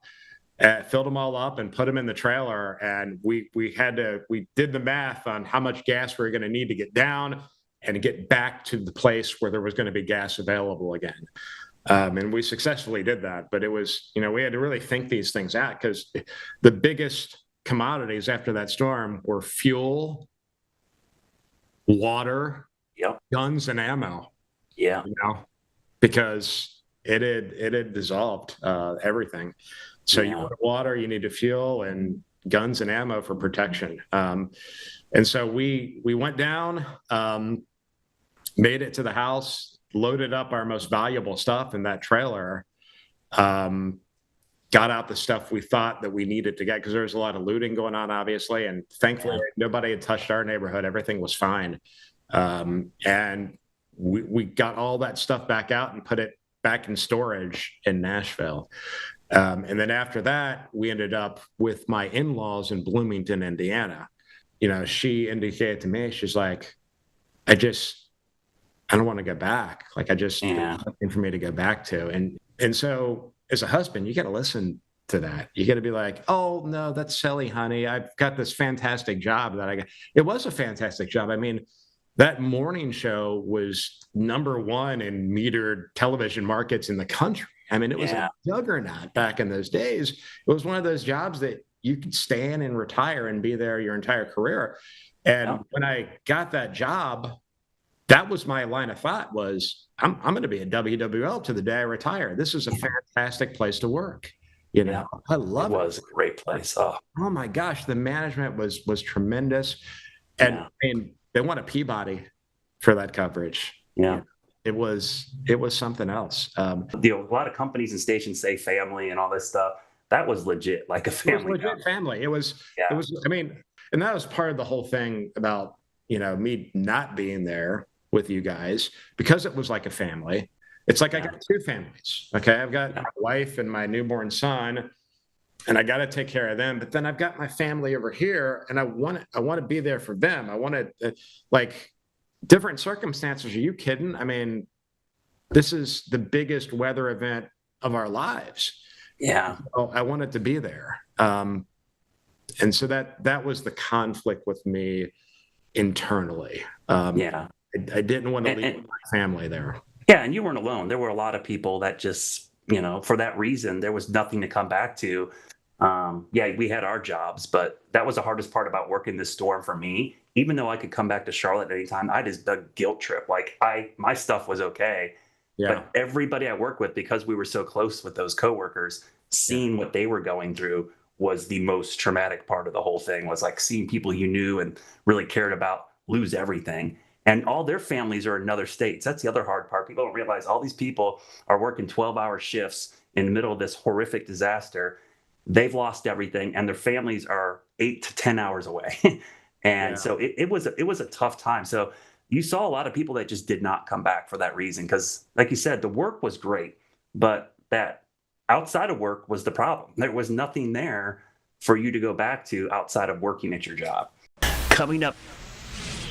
All right, guys, we are just about to go off the air here on WCNC Plus. However, I do want to tell you about at 9 o'clock, our Nick Carboni speaking on the Panthers, kicking things off. This is something we're going to do every Monday night at 9 o'clock. We're going to talk about Panthers and their game ahead. And then Wednesday, we've got a kickoff special at 9 o'clock with Daniel Stein and Logan from our WFMY team, as well as Nick Carboni, which will talk everything Panthers, getting you ready for the season ahead. For now, though, we'll see you on WCNC at 11.